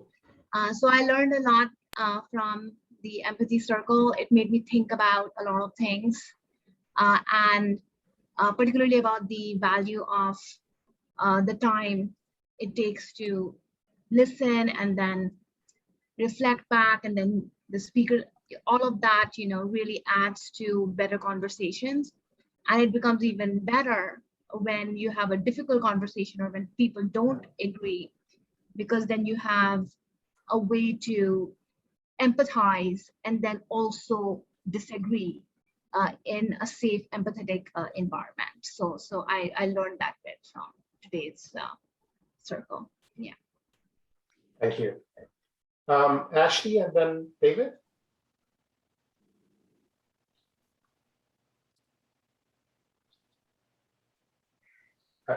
You're muted, Ashley. Sorry about that. I've learned the importance of patience within a conversation and how patience can be applied when listening to others as well as waiting to respond to others. And when listening to others, applying patience by understanding their opinions, respecting that opinion, and reflecting that opinion without judgment or bias. And I think that patience helps to relieve some of the tension that may be present if there is any difference in opinions or biases. Thank you, Ashley. David and then Diane. Yeah, I learned the importance of the pause in between the speaking and the reflection, and how it can take you away from your own particular judgments so that you can accurately reflect the sense of what someone has said and have them feeling like you really understand them deeply. Thank you, David. Diane and then Gary. I didn't have my hand up, but I see Priscilla's hand and Regina's hand, so I passed to them. We're gonna reach them, so Regina and Priscilla, if you don't mind waiting to the end, to your turn, if you don't mind. I'm Diane? sorry, I didn't understand that you're doing like a go around. Yeah, we're just doing a we're go going around. to go around for almost everybody. Oh, okay. I think what I learned is that it's very putting the time in the session to really listen helps new revelations about what somebody said, what you thought you understood somebody to be saying can come up, like after you've spoken and after you've listened and after you've heard other people reflect, that the understandings can keep developing in oneself even after the interchange has happened. Thank you. Thank you. Gary and then Priscilla. Yeah, I learned that during this session this time that my empathy has grown since the day I started coming to the Empathy Circle. I kind of find myself feeling emotions that I hadn't experienced in a long time. So it's quite rewarding. It's very rewarding. With that, I pass. Thank you, Gary. Priscilla and then Regina. First, I just want to say thank you for holding this space for us to do this Empathy Circle. I really do appreciate those of you that have put this together. What I'm learning is how important it is to respect the listening process.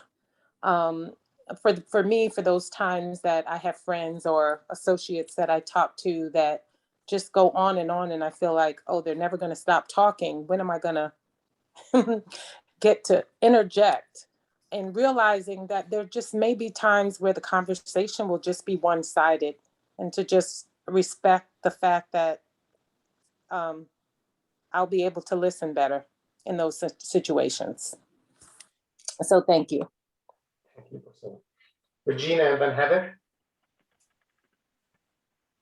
Yes, we had a really great experience in our circle because I mentioned how sometimes even as a facilitator, you can put words in someone's mouth, especially being a person of color. You really notice the preconceived, notions and biases and whatever. And Heather was very great to bring in the fact of mindfulness in conversations when you're talking to other ethnicities. And I thought that was wonderful because we all kind of got it. And then we all kind of were like, yeah, it's very easy to assume, to bring in your assumptions into a conversation. And the goal is just to allow the person to just be in that moment and speak and reflect back to the best of your abilities. And so when you add in those other things, that's when it goes left. But, so I thought that we really had a great learning opportunity in our group today, and it was wonderful. So I'm really grateful for the group, and Rai did great. Thank you, Regina. Heather and then Katrina. Katrina Hernandez. And there's two Katrinas. Yes. Go for it, Heather. Oh, okay. I am really reflecting on the conversation that we had in our group about what does it mean to reflect back to someone, and what are the ways you can do that, and what might that impact of that be? And just wondering for myself, repeating back exactly what someone said for me doesn't feel like active listening. And so I feel like can be an opportunity for a deeper connection with paraphrasing and asking for clarity. And I'm now wondering if that is helpful, or if maybe it's helpful to ask the person prior, what's the best way for me to respond back to you? Just because, yeah, I'm just wondering what other options I have for being able to be reflective. So. Thank you, Heather. Katrina Hernandez and then Katrina Simmons. Thank you. So I am really grateful for this experience. Something that I learned is that not only do I need to work on my active listening skills, but also on my communication skills. And so, I definitely have to make a list of how I can improve both of those in my daily practice. But I'm also very curious, as someone who's very interested in inclusive design, how inclusive this tool is for all people. So for example, I tried to turn on closed captions because as a visual learner, that usually helps for me. And it's not possible on Zoom right now. And so that does kind of spark, I don't know if I'm freezing right now. Oh no. I don't know if someone who might have a learning disability might also be impacted during this kind of experience, or during an empathy circle. So I'm curious as how we can kind of make it more inclusive, not just for people of different abilities, but also maybe generations, because I know that my generation is all visual. So yeah. Thank you, Katrina. Katrina Simmons and then Kimberly. Yes. Thank you guys. Again, I would like to piggyback off of what many of the people have said. I just want to thank you for the opportunity. And I see this as a journey. Exercising effective listening as well as communication. This is a way of forming, for me, performing new objectives and being intentional when I am listening and mastering new skills. secondly, I would like to also highlight that listening to others, I have the opportunity to see matters from a different lens. Also, what I'm learning in the circle is that we have the options. We can hear what someone else is saying. However, we do not have, we do not have to agree with them. If you will, you can agree to disagree in a manner that is appropriate. So I'm very thankful for the opportunity, and I see this as a journey. Thank you, Katrina. You're welcome. Kimberly and then Loretta. Thank you for having this. What I've learned today is that it's a growing community, and I just love that, because I always thought it was just a very small group, but knowing that you've trained over 300 and that everyone sees the applicability out there, it's great to know that the training is now available, but also in the future support. So one of our members in our small group raised, building a community of like ECF facilitators, and them either having support or having someone to co-lead with them. And I just thought that was great. So thank you very much. Thank you, Kimberly. Loretta and then Maggie. I pronounced that right.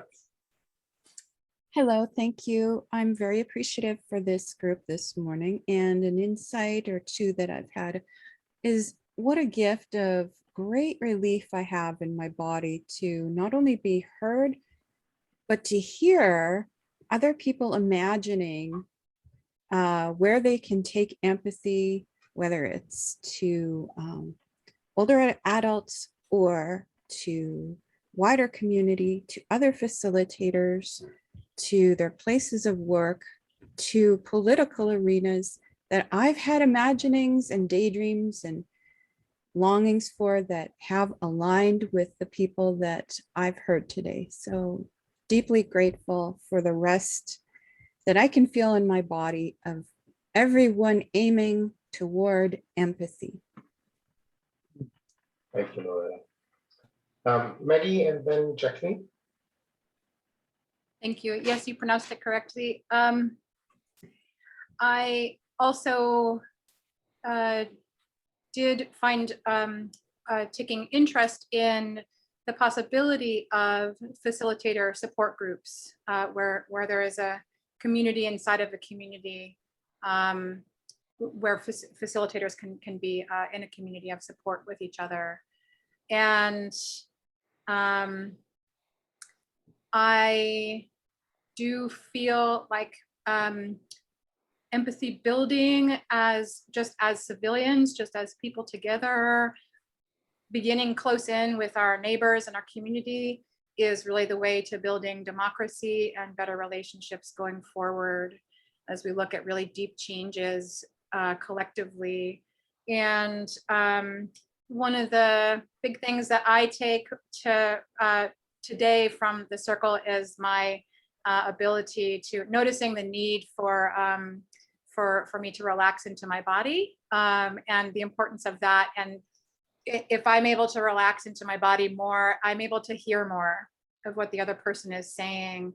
And that's very important, I think, in my process. And then the opportunity, I love the opportunity to just be able to deepen with someone, listening to them and reflecting with them is that opportunity to really hear them. And so I love that piece too. I love being heard, but I also love the deepening that comes from being able to hear what that person really is saying. So. Thank you, Maggie. Jacqueline and then Seal, and I'm pretty sure I massacred the name. Jacqueline. It's Jacqueline, that's fine. Thank you, Megan, for sharing. I just want to let you know I heard you. I learned the importance of, actually relearned the importance of hearing others and allowing them to be heard with an ear of empathy. I also learned that sometimes in choosing a word that they didn't use, when you look at it in a cultural manner, I've just listened to some of the things that were said by others earlier, and then even in our breakout sessions, that what the substitute word you may use may not reflect to them what they were saying. However, it is important that sometimes you may need to ask for permission to use a substitute word based on your understanding of the word in order to get clarity, and how important it is to be supportive of one another so that we can reflect better. The blessing also for me is knowing that as a young child, we did circles in our backyard when I lived in South Carolina with my grandmother. She's Cherokee Indian, and we use a talking piece. I am African American as well, and sometimes we sit with the intent of playing, like turning a double Dutch rope, and you're just waiting for your time to come so you can jump in there and cut the person off and then do your thing. But with the empathy circle, it teaches us to acknowledge an individual, listen intensely, and you will gain a lot of knowledge from listening to others as well as being heard by others. And I'm done. Thank you. And I apologize for mispronouncing your name, as I'm going to also apologize for mispronouncing my C's name. And then after that, Rosie.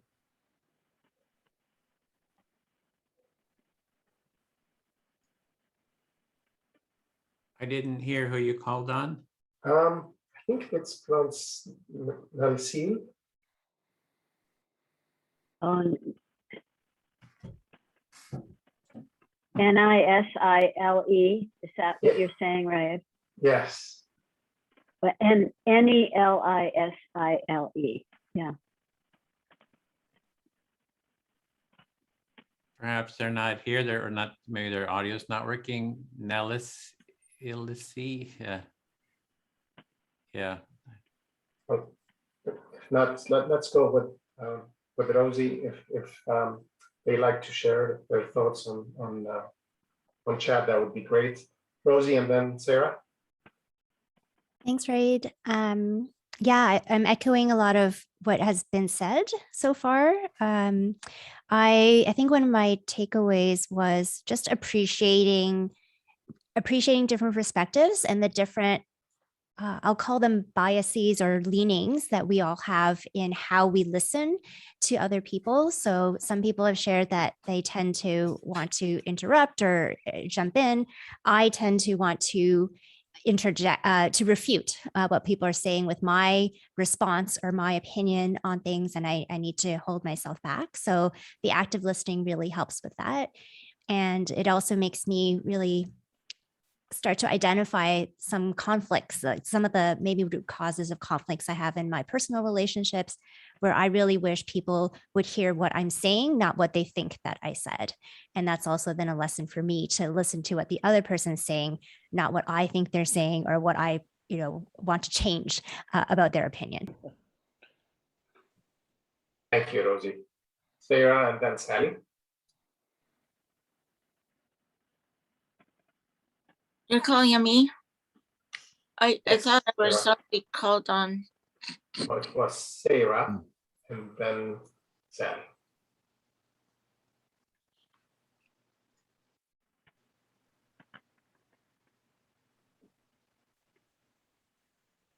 Sarah? You're on mute. I apologize. You're muted, Sarah. Sorry. There we go.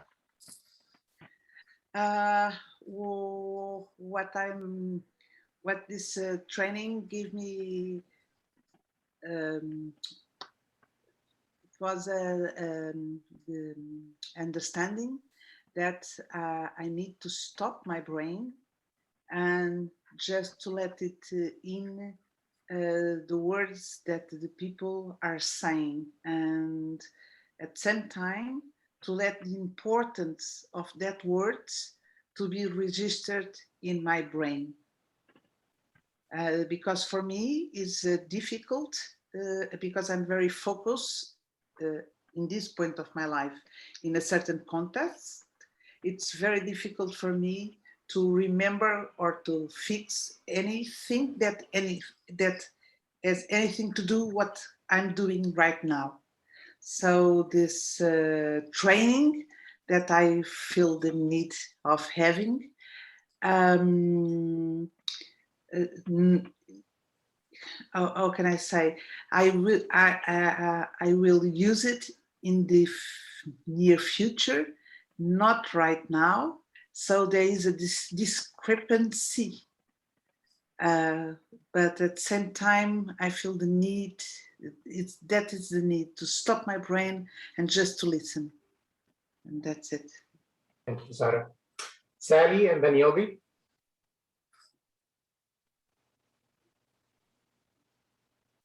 I think Sally spoke already.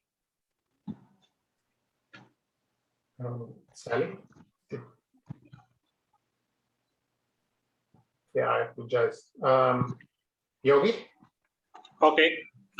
So it was a wonderful experience being today with all these great people who are empathy promoters or brand ambassadors of empathy. I would sum up my experience in 3 words. It's exciting, it's challenging, and it's adventurous. It's 12:30 p.m. midnight here in India, and I had a lot of challenge listening to the participants. And I have also understood that I need to build up a lot to just listen to people and recreate them. Thank you very much. Thank you, Yogi. Larry and then Celine. Actually, I wanted to keep us on time. It's gone pretty quickly, and we're at the 2-hour mark. So it's now the facilitators, and so they did a check-in at the very beginning. So I think we'll just move on. Then we'll skip. Has everyone else who is new here had a chance to share? I think everyone has. So I wanted to put in to the chat. There's a link there for to fill out a feedback form. If you kind of scroll up, you'll see that. If you can fill that out, you can put your email in there, and that'll keep us in contact with you. And you can tell us how the intro was. I also put in the link to the next cohort. So our next training cohort starts Monday, September 20th. And we have these intro cafes. We have one next Saturday, then we have one next Monday, and then the following Saturday, and then we start the training. And I think we still have 4 spaces left in the cohort. So you need to really fill that out quickly if you want to join the training cohort. There's a bunch of people on the wait list already. They get the priority because some of them are just filling out, they're doing their prerequisites of 1 or 2 empathy circles. So do add your name to that list if you're interested. And if you have any questions about the signing up, you can stay now at this and just for a few minutes afterwards to get any specific questions answered. So with that, to keep us on track, we'd like to end with if everyone can open up their video. If you have your video turned off, just for a second, we like to get a group portrait with jazz hands or twinkle fingers, different terms for it. If you can, we'll give it kind of hold it for a second so everyone who has their cameras off can get their cameras on so we can get a full portrait of our group here. So thank you very much for taking part, and we'll see you next time. If you have some really pressing questions, stay back and we'll answer those. So thank you so much. See you next time. Thank you. Bye, everyone. Thank you. Thank you, everyone. Bye. Bye-bye. And if you have any question about the training, just go ahead. Yeah, Yogi, go ahead. Yeah. So my first question is the current exercise that we did in the breakout room was entirely on listening part of it. So my question is, what is the correlation of listening to a person and empathy? Are they linked together? You were doing both. We're creating a culture of empathy, which is being able to speak and be heard and to listen to others. So it's the mutuality, and that's the kind of the things we'll be addressing in the training, kind of going into the deeper aspects of a culture of empathy.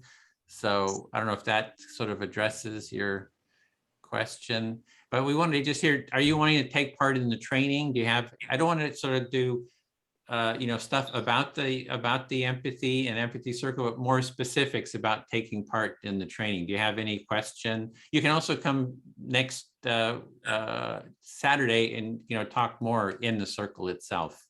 Okay, understood. Great. Yeah, Priscilla, thanks, Yogi. Yes, hi, I'm definitely interested in the training. So I just wanted to get clarity around the next session. You said was the 20th, Mondays. And what are the hours? Is it in the evening or is it all day?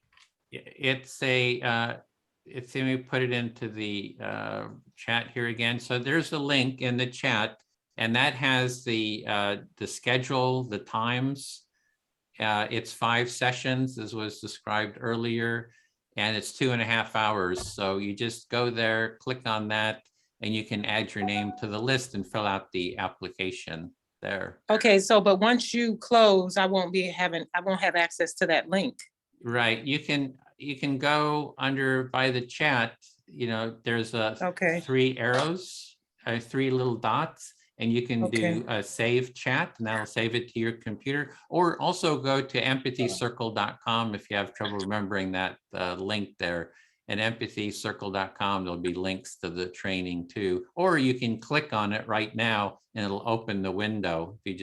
But maybe if you're on a cell phone, that might be difficult. So if you go to empathycircle.com, that should lead you there too. Okay, it just opened up. I clicked on it. Cool. So I just heard you though, there are 2 sessions, one that's on Saturdays and one that's on Mondays. Right. Yeah, so right now the open intro cafe, so repeat of this is next Saturday and next Monday, and then the following Saturday, and then the 20th, we start the training cohort on Mondays. Okay, so the Monday training, the 2.5 hours, is it during the day or in the evening?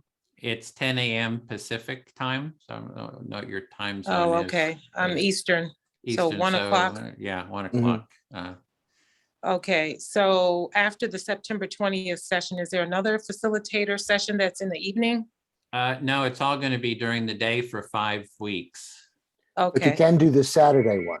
Right. Yeah, the Saturday one doesn't start till October, and that will be at 10 a.m. Pacific, 1 p.m. Eastern again. okay, all right. And the October one, you're not signing that one up for that one up yet? There's a link. If you follow through from the website, empathycircle.com, you'll see the training link, and then there's the intro there, and you can already start signing up for that. Okay, perfect. Okay, Great. those were my Hope to 2 see you there. questions. Yeah. All right, thank you. Thank you, Okay. Priscilla. Thanks, Any other Priscilla. training questions about signing up? Maggie, yeah, go ahead. I see you're signed up. You've already filled out the application, and I think you're.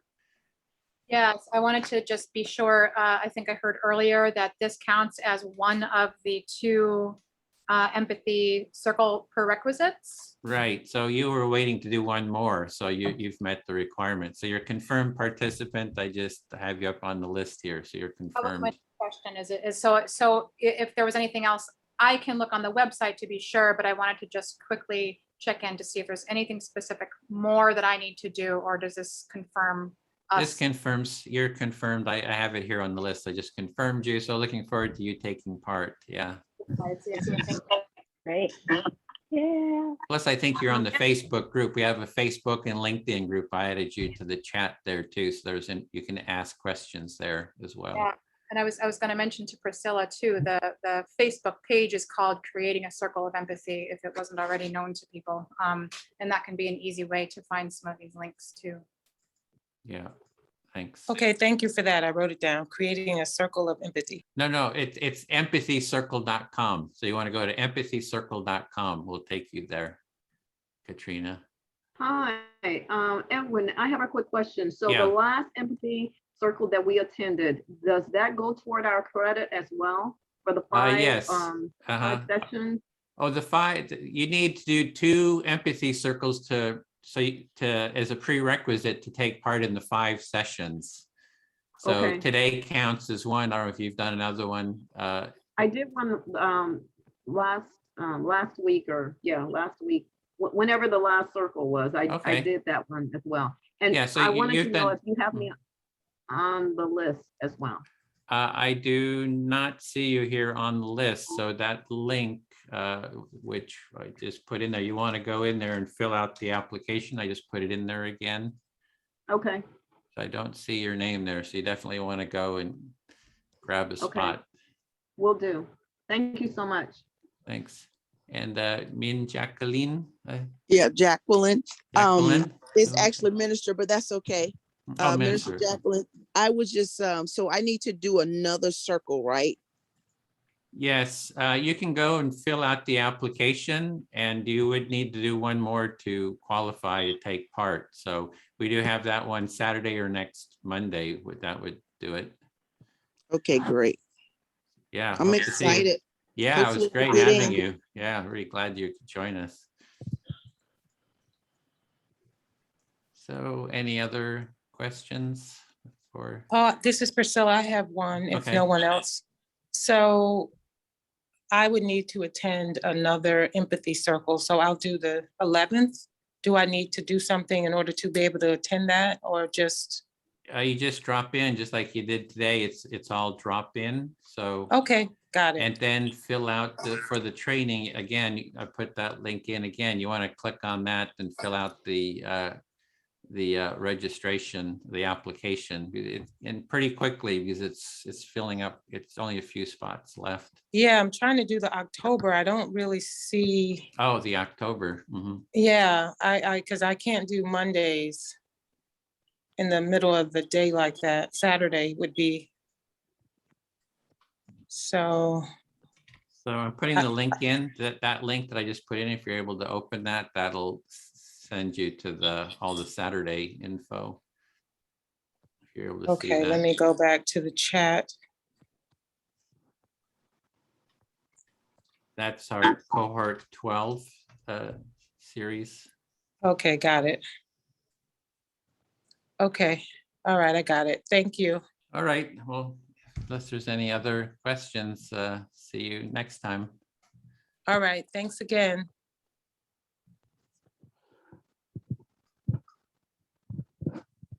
So just if you could just end the call. You're welcome to kind of drop out. Now we have our facilitators sort of feedback session now. So. Okay, I'm just trying to see how I can keep this open. Okay, I'll just drop out and I'll try to find it on the website. Empathycircle.com will take you there.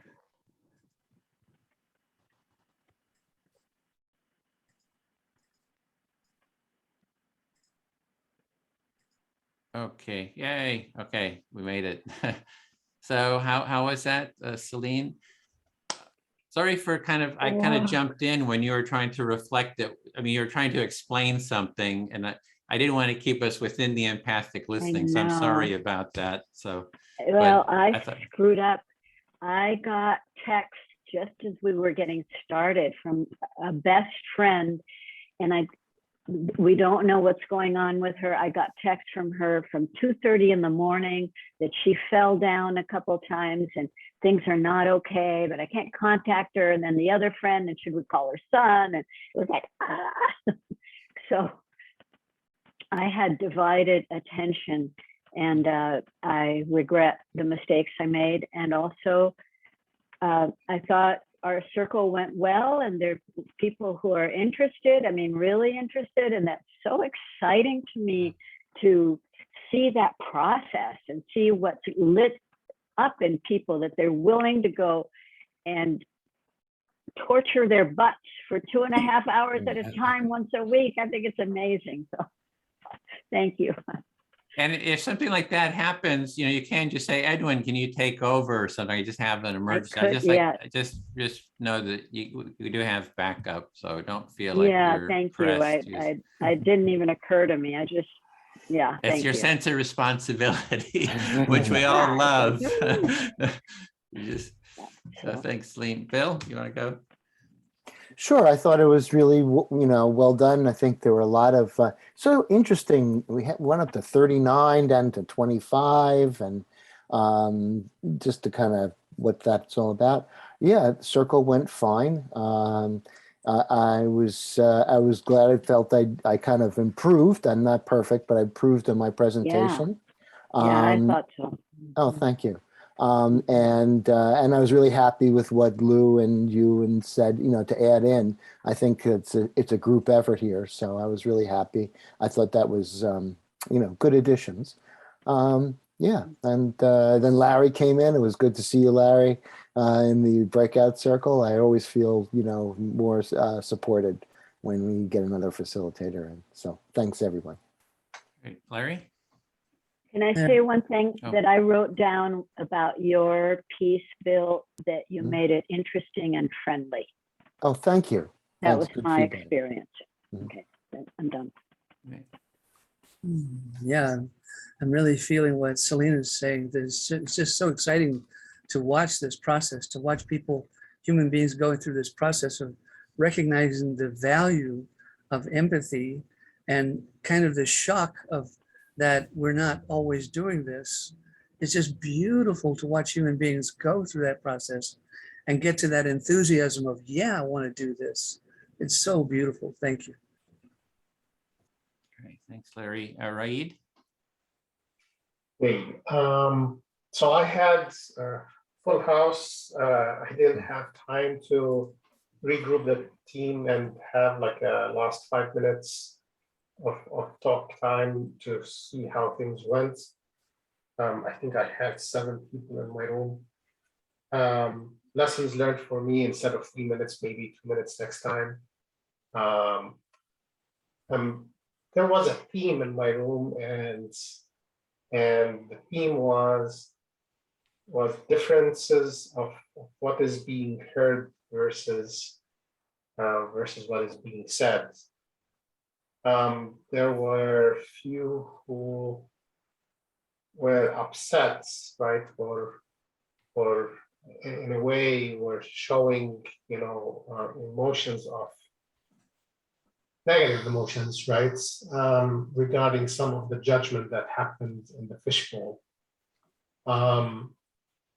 So I just wanted to bring it to your attention, Celine, that the theme was multicultural people need to sometimes take notice and use maybe the same verbiage and not change words, because as one feedback that was given out after we finished our sentence, where like sometimes when you substitute a certain words for that culture might mean it's completely something different. And that was reflected by multiple various ethnicity. I had a full group of multi-ethnic groups.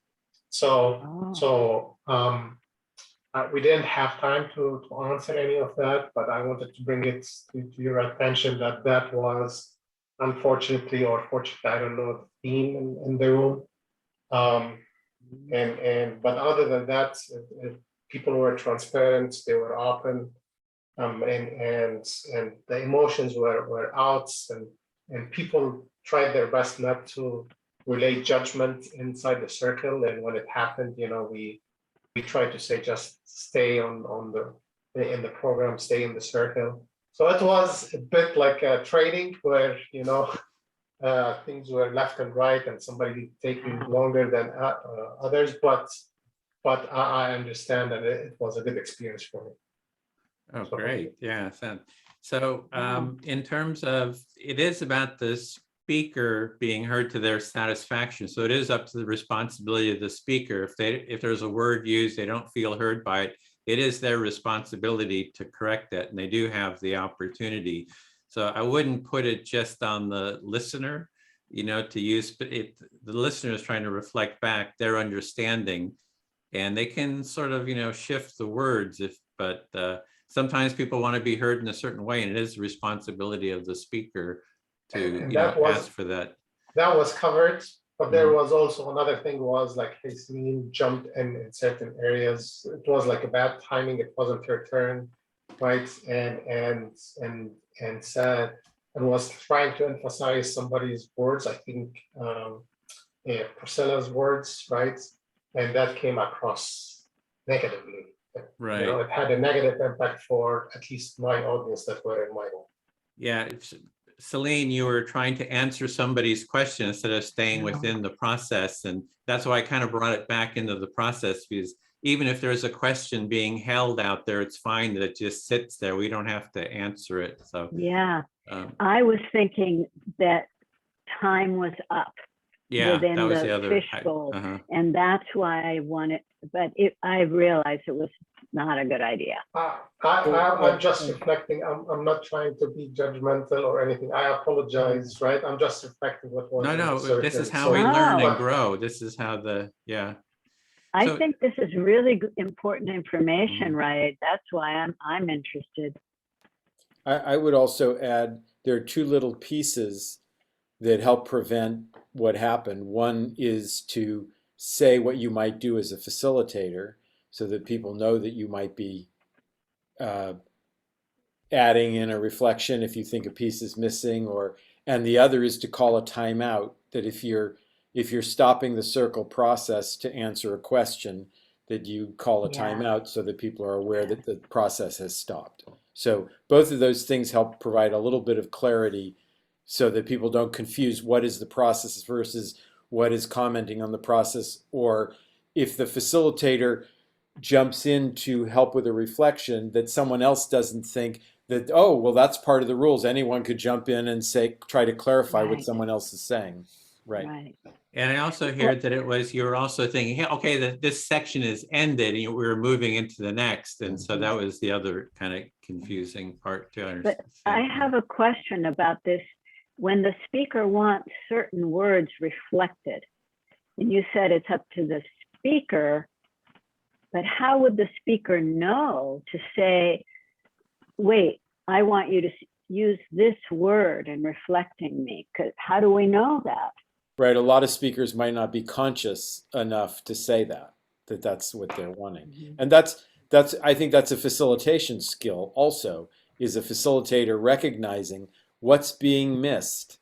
And if somebody says the same word a second or a third time, that word's important to them. It probably needs to be included in the reflection. Yeah. Oh, sorry. Is there more, Celine? Well, I just don't know how to, one thing is the listener, but educate the speaker that they can insist on, I want you to say this. And especially if there's a racial thing where the listener is white and the speaker is Black or something else, that there's something that I don't know how to deal with yet. So I'll say something about that. So I think it's very important to stay away from correctness.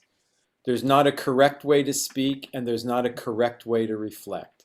Speakers speak the way they do. Reflectors attempt to reflect back what they're understanding. If they're not getting it, then the speaker tries to make it understood. And I think the facilitator's role is, if that is not happening, if the speaker is not feeling heard, and the reflector's made two or three attempts, and the speaker's getting more frustrated, then that is where the facilitator wants to step in